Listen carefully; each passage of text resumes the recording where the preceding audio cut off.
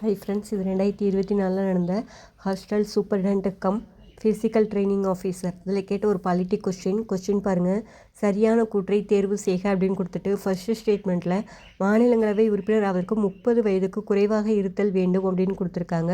First statement அப்படிங்கிறது தவறு. ஏன்னா மாநிலங்களவை உறுப்பினர் ஆவதற்கு 30 வயதுக்கு பூர்த்தியடைந்தவராக இருக்க வேண்டும் அப்படிங்கிறது தான் கண்டிஷன். அதனால் ஃபர்ஸ்ட் ஸ்டேட்மெண்ட் அப்படிங்கிறது தவறு. செகண்ட் ஸ்டேட்மெண்ட் பாருங்கள். மாநிலங்களவை உறுப்பினர்கள் நேரடியாக மக்களால் தேர்ந்தெடுக்கப்படுகின்றனர் அப்படின்னு கொடுத்துருக்காங்க. செகண்ட் ஸ்டேட்மெண்ட் அப்படிங்கிறதும் தவறு தான். மாநிலங்களவை உறுப்பினர்கள் மறைமுக தேர்தல் மூலம்தான் தேர்ந்தெடுக்கப்படுகிறார்களே தவிர நேரடி தேர்தல் மூலம் தேர்ந்தெடுக்கப்படுவதில்லை. மக்களவை உறுப்பினர்கள் தான் நேரடி தேர்தல் மூலம் தேர்ந்தெடுக்கப்படுகிறார்கள். அப்போ செகண்ட் ஸ்டேட்மெண்ட் அப்படிங்கிறதும் தவறு தான். தேர்டு ஸ்டேட்மெண்ட்டில் இருக்க இலக்கியம், அறிவியல், கலை, சமூக சேவை ஆகிய துறைகளில் சிறந்த அறிவு மற்றும் அனுபவம் பெற்ற 12 நபர்களை மாநிலங்களவைக்கு குடியரசுத் தலைவர் நியமிக்கிறார் அப்படின்னு கொடுத்துருக்காங்க. கரெக்டு. மொத்தம் 12 உறுப்பினர்கள் அப்படிங்கிறவங்க மாநிலங்களவையில் நியமன உறுப்பினர்களாக இருப்பாங்க. அந்த நியமன உறுப்பினர்களை அப்பாயின்ட் பண்ணுறது குடியரசுத் தலைவர் தான். அப்போ தேர்டு ஸ்டேட்மெண்ட் கரெக்டு. ஃபோர்த்து ஸ்டேட்மெண்ட்டில் இருக்க மாநிலங்களவையோட மொத்த உறுப்பினர்களின் எண்ணிக்கை 250 அப்படின்னு கொடுத்துருக்காங்க. கரெக்டு. மொத்தம் 250 உறுப்பினர்கள் இருப்பாங்க. அதில் 238 உறுப்பினர்கள் மாநில சட்டமன்றங்களில் இருந்தும் யூனியன் பிரதேச சட்டமன்றங்களிலிருந்தும் தேர்ந்தெடுக்கப்பட்ட உறுப்பினர்களாகவும் 12 பேர் நியமன உறுப்பினர்களாகவும் இருப்பாங்க. மொத்தம் 250 அப்படிங்கிறது. அப்போ சரியான கூற்று அப்படின்னு கேட்டிருக்காங்க இல்லையா? அப்போ 3 and 4, அதாவது ஆப்ஷன் சியில் இருக்க 3 and 4 ஒன்லி அப்படிங்கிறது அந்த கொஸ்டினுக்கு கரெக்டான ஆன்சர். அடுத்த கொஸ்டின் பாருங்கள். இது ஒரு மேட்சஸ் ரிலேட்டடான கொஸ்டின். ஃபர்ஸ்ட் ஸ்டேட்மெண்ட் 1976 அப்படின்னு கொடுத்துருக்காங்க.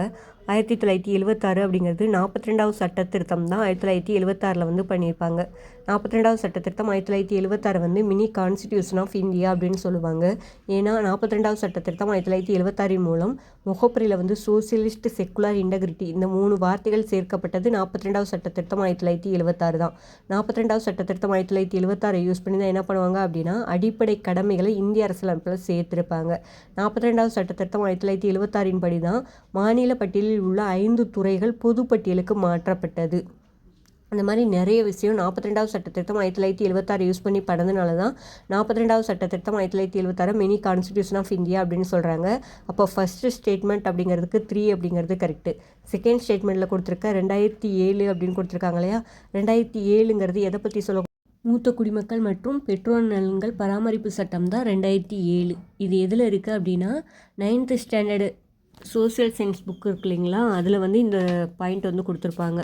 எந்த பாடம் அப்படின்னா மனித உரிமைகள் அப்படிங்கிற பாடம் பார்த்தீங்க அப்படின்னா அந்த மனித உரிமைகள்ங்கிற பாடத்தில் ஒரு பாக்ஸ் கண்டென்ட்டுக்குள்ளே இந்த 2007 அப்படிங்கிறது மூத்த குடிமக்கள் அல்லது பெற்றோர்கள், அந்த மூத்த குடிமக்கள் அல்லது பெற்றோர் நலன்கள் பராமரிப்பு சட்டம் 2007 அப்படிங்கிறது கொடுத்துருப்பாங்க. அப்போ செகண்ட் ஸ்டேட்மெண்ட் அப்படிங்கிறதுக்கு 4 அப்படிங்கிறது கரெக்டு. தேர்டு ஸ்டேட்மெண்ட்டில் இருக்க 1950 அப்படின்னு கொடுத்துருக்காங்க இல்லையா? 1950 ஜனவரி 26ஆம் தேதி தான் இந்திய அரசியலமைப்பு நடைமுறைக்கு வந்துச்சு. அப்போ 1950 அப்படிங்கிறது இந்திய அரசியலமைப்புன்னு கொடுத்துருக்காங்களா? செகண்ட் ஸ்டேட்மெண்ட் அது. அப்போ 3க்கு 2 அப்படிங்கிறது கரெக்டு. ஃபோர்த்து ஸ்டேட்மெண்ட்டில் இருக்க 1948 அப்படிங்கிறது எதை சொல்லக்கூடியது அப்படின்னா ஐநா சபை மனித உரிமை பிரகடனம்னு கொடுத்துருக்காங்க இல்லையா? ஃபோர்த்து ஸ்டேட்மெண்ட்டுக்கு 1 அப்படிங்கிறது கரெக்டு. அப்போ இந்த கொஸ்டின் கரெக்டான ஆன்சருங்கிறது ஆப்ஷன் டியில் இருக்க 3, 4, 2, 1 அப்படிங்கிறது. நெக்ஸ்ட் கொஸ்டின் பாருங்கள். அடிப்படை உரிமைகள் எவ்வாறு நிறுத்தி வைக்கப்பட முடியும் அப்படின்னு கேட்டிருக்காங்க இல்லையா?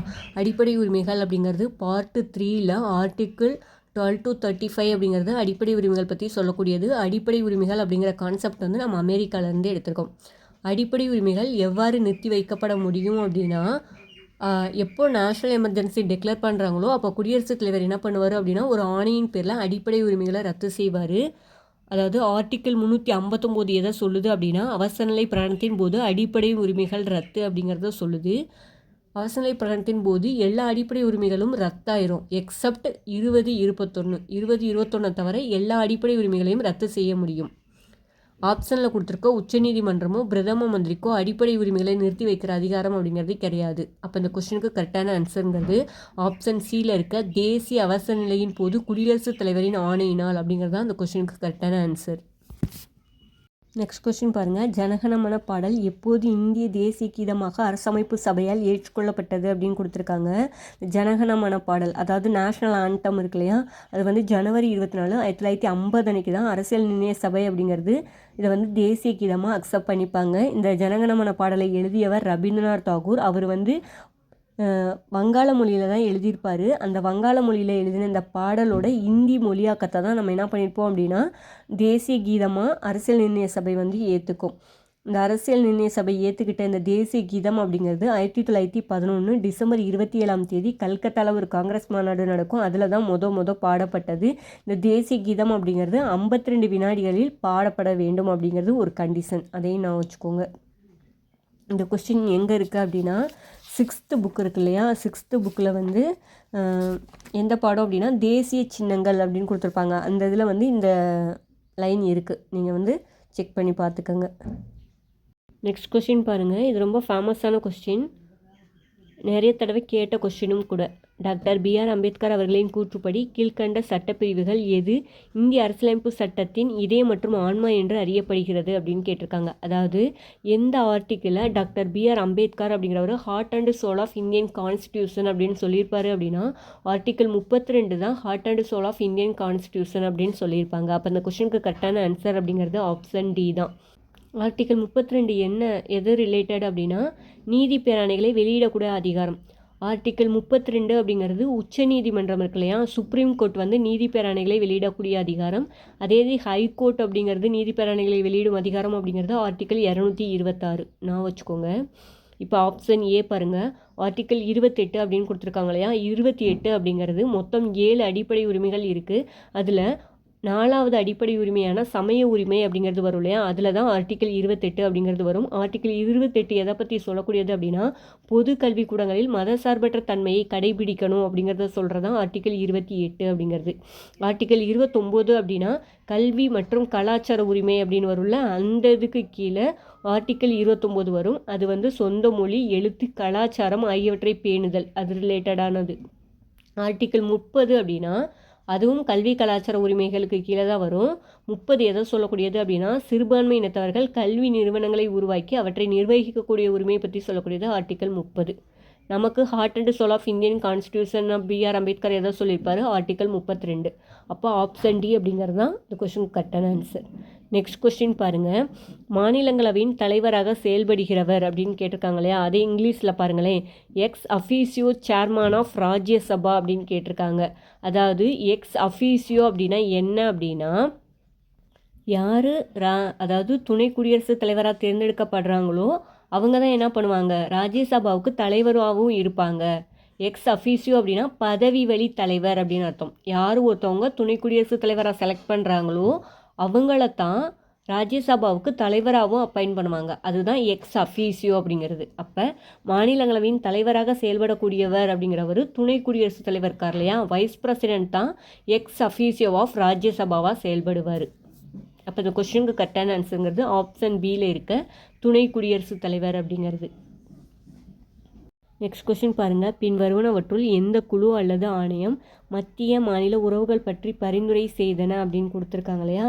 இதில் வந்து ஃபர்ஸ்ட் ஸ்டேட்மெண்ட்டில் கொடுத்துருக்க எம்என் வெங்கடாச்சலையா கமிஷன் அப்படின்னு கொடுத்துருக்காங்க இல்லையா, அது வந்து 2000 வந்து போட்டிருப்பாங்க. எதுக்காக அப்படின்னா அரசமைப்பு செயல்பாடுகள் குறித்து ஆய்வு செய்வதற்காக தான் என்ன பண்ணுவாங்க, எம்என் வெங்கடாச்சலையா தலைமையில் ஒரு குழு அப்படிங்கிறது போட்டிருப்பாங்க. செகண்ட் ஸ்டேட்மெண்ட்டில் கொடுத்துருக்க சர்க்காரியா கமிஷன் அப்படின்னு கொடுத்துருக்காங்க இல்லையா, சர்க்காரியா கமிஷன் அப்படிங்கிறது 1983 வந்து போட்டிருப்பாங்க. இது வந்து ஜென்ரல் கவர்மெண்ட் போட்ட ஒரு கமிஷன். இது என்ன பண்ணும் அப்படின்னா மொத்தம் 247 பரிந்துரைகளை வந்து ரெக்கமெண்ட் பண்ணும். அதில் 180 பரிந்துரைகளை மட்டும் மத்திய அரசு வந்து அக்செப்ட் பண்ணி அதை வந்து செயல்படுத்தியிருப்பாங்க. அதில் ஒன்று தான் என்ன அப்படின்னா 1990 வந்து என்ன பண்ணுவாங்க அப்படின்னா மாநிலங்களுக்கு இடையேயான குழு அப்படிங்கிறத அமைப்பாங்க. அது என்ன அப்படின்னா இந்த சர்க்காரியா கமிட்டி கொடுத்த ஒரு ரெக்கமெண்டேஷன்ஸ் அடிப்படையில் தான் அதை அமைச்சிருப்பாங்க. தேர்ட் ஸ்டேட்மெண்ட்டில் இருக்க பூஞ்சி கமிஷன் கொடுத்துருக்காங்க இல்லையா, பூஞ்சி கமிஷன் அப்படிங்கிறது 2007 வந்து மத்திய மாநில உறவுகள் பற்றி ஆராய்வதற்காக போடப்பட்ட ஒரு கமிஷன் தான். 4th ஸ்டேட்மெண்ட்டில் கொடுத்துருக்க ராஜ்மன்னார் கமிட்டி அப்படின்னு கொடுத்துருக்காங்க இல்லையா. ராஜ்மன்னார் கமிட்டி அப்படிங்கிறது தமிழ்நாடு கவர்மெண்ட் போட்ட ஒரு கமிட்டி. இது மத்திய மாநில உறவுகள் பற்றி ஆராய்வதற்காக தான் போட்டிருப்பாங்க. 1969 வந்து என்ன பண்ணுவாங்க அப்படின்னா இந்த ராஜ்மன்னார் கமிட்டி அப்படிங்கிறத அப்பாயின்ட் பண்ணியிருப்பாங்க. அப்போ இவங்க கேட்டிருக்க கொஸ்டின் மத்திய மாநில உறவுகள் பற்றி பரிந்துரை செய்த குழுக்கள் அப்படின்னு பார்த்தோம் அப்படின்னா செகண்ட் ஸ்டேட்மெண்ட்டில் இருக்க சர்க்காரிய கமிஷன் 1983 போட்டிருப்பாங்க. அது மத்திய மாநில உறவுகளுக்காக தான். தேர்ட் ஸ்டேட்மெண்ட்டில் இருக்க பூஞ்சி கமிஷன் 2007 வந்து போட்டிருப்பாங்க. அதுவும் மத்திய மாநில உறவுகள் பற்றி ஆராய்வதற்காக போடப்பட்ட ஒரு கமிட்டி தான். 4th ஸ்டேட்மெண்ட்டில் இருக்க ராஜ்மன்னார் குழு அப்படின்னு கொடுத்துருக்காங்களே அது 1969 போட்டிருப்பாங்க. அதுவும் மத்திய மாநில உறவுகள் பற்றி ஆராய்வதற்காக தான். அப்போ கரெக்டான ஆன்சருங்கிறது ஆப்ஷன் சியில் இருக்க 2, 3 and 4 ஒன்லி அப்படிங்கிறது இந்த கொஸ்டினுக்கு கரெக்டான ஆன்சர். நெக்ஸ்ட் கொஸ்டின் பாருங்கள். கீழ்காணும் கூற்றுகளில் ஒன்று தவறானது, அதனை கண்டறிக அப்படின்னு கொடுத்துட்டு ஃபர்ஸ்ட் ஸ்டேட்மெண்ட்டில் அழுத்த குழுக்கள் யாவும் நலக்குழுக்கள் என அழைக்கப்படும், அவை அரசியல் கட்சிகளுடன் இணைந்து செயல்படுகின்றன அப்படின்னு கொடுத்துருக்காங்க இல்லையா. ஃபர்ஸ்ட் ஸ்டேட்மெண்ட் அப்படிங்கிறது தவறு. அதாவது ஃபர்ஸ்ட்டு கொடுத்துருக்காங்கல்ல அழுத்த குழுக்கள் யாவும் நலக்குழுக்கள் என அழைக்கப்படுகின்றன அப்படிங்கிறது கரெக்டு. ஆனால் அந்த அழுத்த குழுக்கள் அப்படிங்கிறது எந்த ஒரு அரசியல் கட்சிகளுடனும் இணைந்து செயல்படுவதில்லை. ஆனால் இவங்க இணைந்து செயல்படுகின்றன அப்படின்னு கொடுத்துருக்கனால ஃபஸ்ட்டு ஸ்டேட்மெண்ட் அப்படிங்கிறது தவறு. நெக்ஸ்ட் கொஸ்டின் பாருங்கள். கீழ்காணும் கூற்றுகளில் ஒன்று தவறானது, அதனை கண்டறிகன்னு கொடுத்துட்டு ஃபர்ஸ்ட் ஸ்டேட்மெண்ட் அழுத்த குழுக்கள் யாவும் நலக்குழுக்கள் என அழைக்கப்படும், அவை அரசியல் கட்சிகளுடன் இணைந்து செயல்படுகின்றன அப்படின்னு கொடுத்துருக்காங்க. ஃபர்ஸ்ட் ஸ்டேட்மெண்ட் அப்படிங்கிறது தவறு. அழுத்த குழுக்கள் அப்படிங்கிறது நலக்குழுக்கள் என அழைக்கப்படுகின்றனங்கிறது கரெக்டு. ஆனால் அவை அரசியல் கட்சிகளுடன் இணைந்து செயல்படுகின்றனன்னு கொடுத்துருக்காங்க இல்லையா, அது வந்து தவறு. அதனால ஃபர்ஸ்ட் ஸ்டேட்மெண்ட் அப்படிங்கிறது தவறு. இந்த அழுத்த குழுக்கள் எந்த ஒரு அரசியல் கட்சிகளுடனும் இணைந்து செயல்படுவதில்லை. செகண்ட் ஸ்டேட்மெண்ட்டில் கொடுத்துருக்க அரசியலின் மற்றொரு முகம் என்று அழுத்த குழுக்களை கூறலாம் அப்படின்னு கொடுத்துருக்காங்க இல்லையா. செகண்ட் ஸ்டேட்மெண்ட் அப்படிங்கிறது கரெக்டு தான். அழுத்த குழுக்களோட இன்னொரு முகத்தை தான் அரசியலின் மற்றொரு முகத்தை தான் அழுத்த குழுக்கள் அப்படின்னு சொல்கிறாங்க.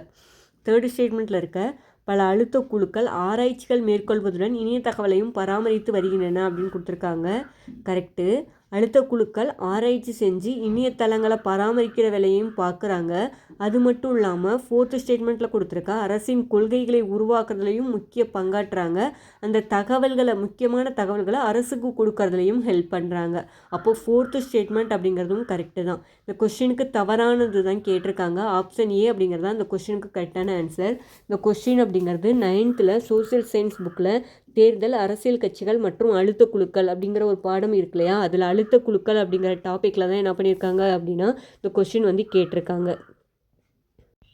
நெக்ஸ்ட் கொஸ்டின் பாருங்கள். பின்வருவனவற்றை கால வரிசைப்படி வரிசைப்படுத்துக அப்படின்னு கொடுத்துட்டு ஃபஸ்ட்டு ஸ்டேட்மெண்ட்டில் தோட்ட தொழிலாளர்கள் சட்டம் அப்படின்னு கொடுத்துருக்காங்க இல்லையா.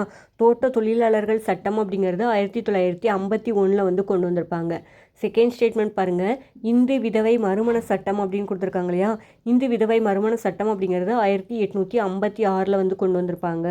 தேர்டு ஸ்டேட்மெண்ட்டில் இருக்க வரதட்சணை தடை சட்டம் அப்படிங்கிறது 1961 வந்து கொண்டு வந்திருப்பாங்க. ஃபோர்த்து ஸ்டேட்மெண்ட்டில் இருக்க அநாகரிகமான சித்தரித்தலுக்கு எதிரான சட்டம் அப்படிங்கிறது 1999 வந்து கொண்டு வந்திருப்பாங்க.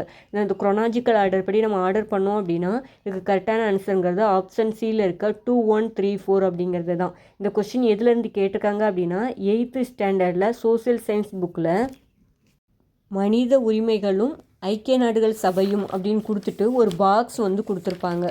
அந்த பாக்ஸ்க்குள்ளே சட்டங்கள் விதிகள்னு கொடுத்துருப்பாங்க இல்லையா, அந்த சட்டங்கள்ல இருந்து தான் அந்த கொஸ்டின் வந்து கேட்டிருக்காங்க. இப்போ இந்த கொஸ்டின் கரெக்டான ஆன்சருங்கிறது ஆப்ஷன் சியில் இருக்க 2, 1, 3, 4 அப்படிங்கிறது. நெக்ஸ்ட் கொஸ்டின் பாருங்கள். ஒரு மனிதன் உரிமைகள் அச்சுறுத்தப்படும் போது ஒவ்வொரு மனிதனின் உரிமைகளும் அழுத்தப்படுகிறது. இந்த அறிக்கையை வெளியிட்டது யார் அப்படின்னு கேட்டிருக்காங்க. இந்த கொஸ்டினுக்கு கரெக்டான ஆன்சர் அப்படிங்கிறது ஜான் எஃப் கென்னடி அப்படிங்கிறது தான்.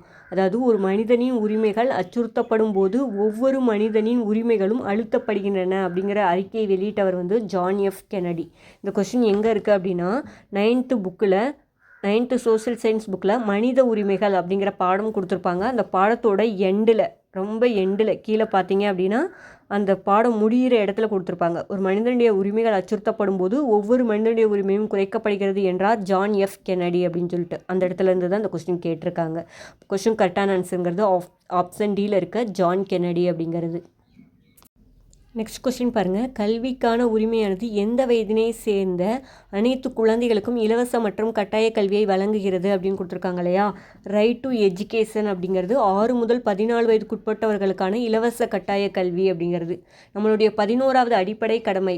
10 அடிப்படை கடமைகள் இருந்துச்சு, தற்போது 11 அடிப்படை கடமைகள் அப்படிங்கிறது இருக்குது. அதில் 11வது அடிப்படை கடமை அப்படிங்கிறது 86வது சட்ட திருத்தம் 2002 மூலம் இந்திய அரசியலமைப்பில் இணைச்சிருப்பாங்க. அதுபடி என்ன பண்ணியிருப்பாங்க அப்படின்னா 6 முதல் 14 வயதுக்குட்பட்டவர்களுக்கான இலவச கட்டாய கல்வி அப்படிங்கிறத வந்து சொல்லியிருப்பாங்க. இப்போ அந்த கொஸ்டினுக்கு கரெக்டான ஆன்சருங்கிறது ஆப்ஷன் சியில் இருக்க 6 முதல் 14 வயது அப்படிங்கிறது. நெக்ஸ்ட் கொஸ்டின் பாருங்கள், இது ஒரு மேட்சஸ் ரிலேட்டடான கொஸ்டின்.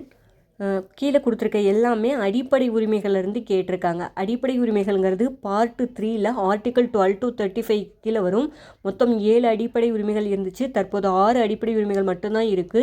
7வது அடிப்படை உரிமையான சொத்துரிமை 44வது சட்ட திருத்தம் 1978 மூலம் இந்திய அரசியலமைப்பிலிருந்து நீக்கப்பட்டு பார்ட் 12 ஆர்டிக்கல் 300A ஒரு சட்ட உரிமையாக வச்சுருக்காங்க. இதில் ஃபர்ஸ்ட் ஸ்டேட்மெண்ட்டில் கொடுத்துருக்க ஆர்டிக்கல் 15 அப்படிங்கிறது எதை பற்றி சொல்லக்கூடியது அப்படின்னா சாதி சமய பால் இன பாகுபாடு காட்டக்கூடாது அப்படிங்கிறத சொல்லக்கூடியது. அப்போ ஃபஸ்ட்டு ஸ்டேட்மெண்ட் அப்படிங்கிறதுக்கு 1 அப்படிங்கிறதே கரெக்டாக இருக்குது.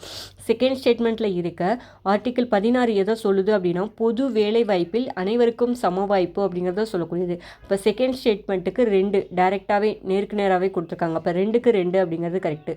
தேர்டு ஸ்டேட்மெண்ட்டில் இருக்க ஆர்டிக்கிள் 26 அப்படின்னு கொடுத்துருக்காங்க இல்லையா.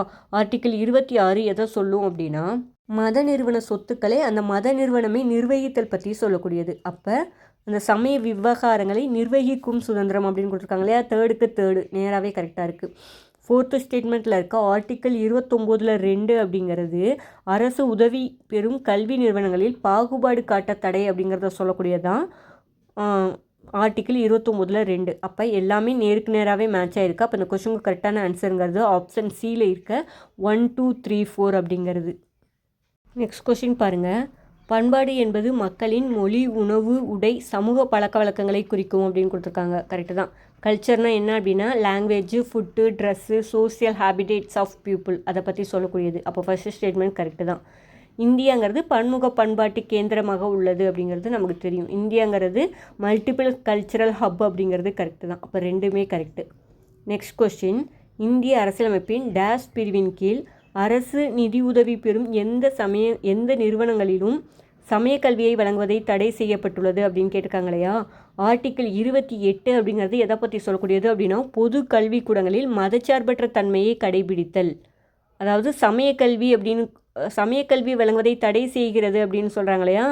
சமயக்கல்வி வழங்குவதை தடை செய்கிறது அப்படின்னா மதசார்பற்ற தன்மையை கடைபிடிக்கிறது அப்படின்னு அர்த்தம். அப்போ ஆர்டிக்கிள் 28 அப்படிங்கிறது அரசு நிதியுதவி பெறும் எல்லா கல்வி நிறுவனங்களும் சமயக்கல்வி வழங்குவதை தடை செய்யப்பட்டுள்ளது. அதுதான் இந்த கொஸ்டினுக்கு கரெக்டான ஆன்சர் ஆப்ஷன் பி அப்படிங்கிறது.